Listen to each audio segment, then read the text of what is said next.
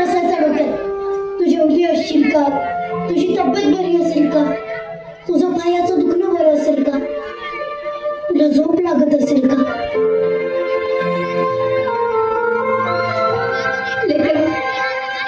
पण तू आता आलास का? आता सगळं नीट होईल. तू लांब होतास ना, तू दुखणं जवळ होतं बघ. पण आता आपण लांब नाही राहायचं. मी तुला कायमच घेऊन जायला हवे.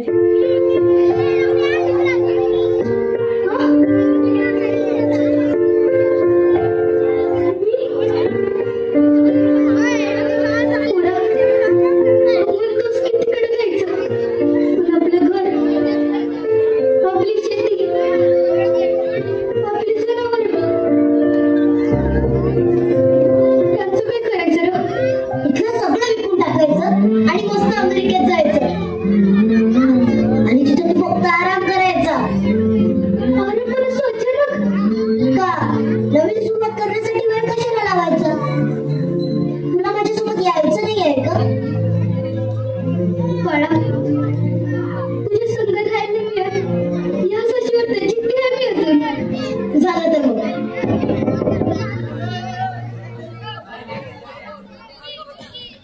चौधरी साहेब.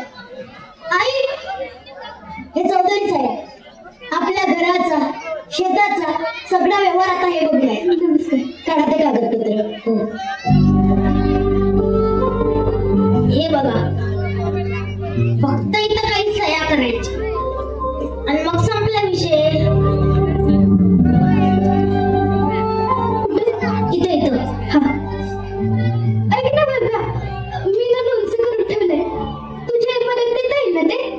आणि तुझ्यासाठी जवसाची चटणी बी केली आहे आणि माझ्या नातवासाठी गुटीची पावडर बी केली आहे बघ. इकडं करा. हा, तुम्ही नवरा बायको काय ती इंग्लिश जेवण देते ना त्याला. आता शेवटची राहिली आजी.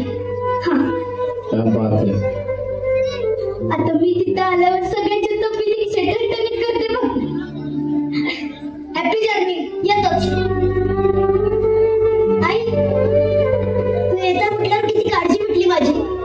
आता सगळं आवर पटकन. अरे पण आता लगेच. अगं मला सुट्टी नाही ना. आता इथून स्टेशन जायचं, मग तिथून मुंबई. मी तिथं तुझा पासपोर्ट आणि विजा रेडी ठेवलाय आणि मग तिथून जायचं अमेरिका.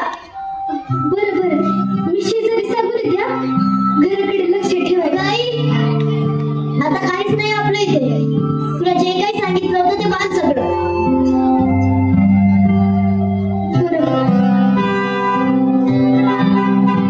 आई, आपल्या स्टेशनला जाण्याची गाडी आली. चल.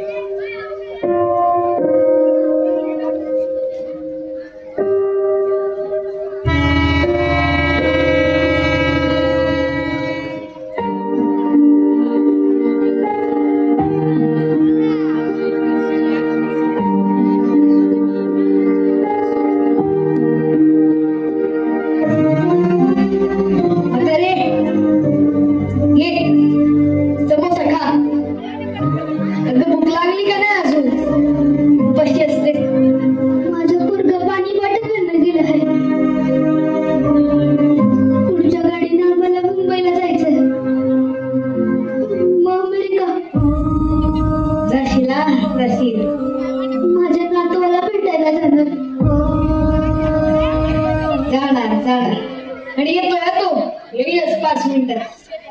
तोपर्यंत समोसा खा. हो, तेव्हा तरीला तुम्ही समोसा दिला. तू कोण आहे तुमची? तिचा मुलगा पाणी आणायला गेलाय होय. 8 वर्ष झालं. प्रत्येकाला हेच सांगते ती.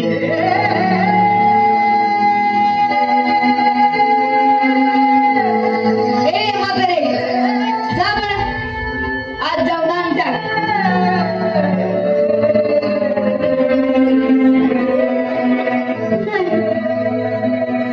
माझी गाडी येणार आहे.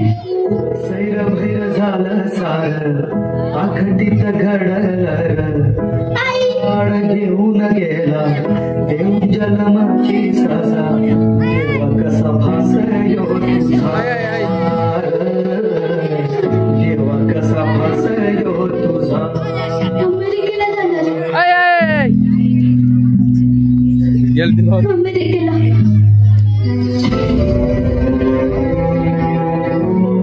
नातवाला भेटायला. गाणं मी म्हणणार. पिंपळ पानाचं पत्र माझ्या घरावर येणार. मले न्यायाला लाडका श्री किसन येणार.